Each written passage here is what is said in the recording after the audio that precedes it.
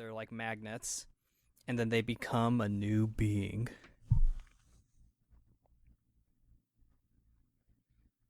So I was going to talk about. So I thought it was interesting how they brought about fusion in the show because um, since the first person was the first two people who were fused together were Gouda and Trunks.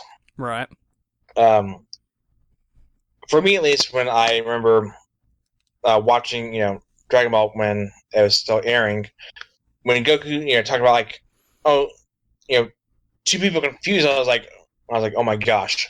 So when are you and Vegeta gonna do that? Yeah.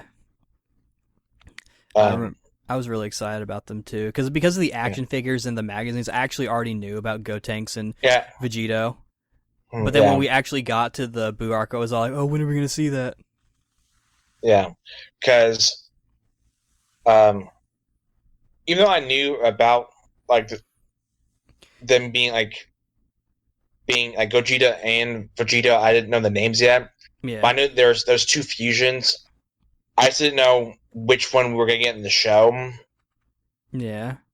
and so, but like I knew like once Goku like mentioned it, I was like I feel like that was like hinting like, oh hey, like the fathers of these two kids that are fusing, they're gonna do it later in the in the series, Right. which it, when they're fused is for sure one of my favorite parts of the Buu saga.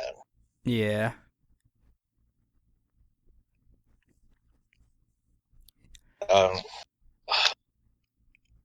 Because when he's the I don't know what it is in the Japanese uh, dub, but in the English dub, I know they said a jawbreaker. I think.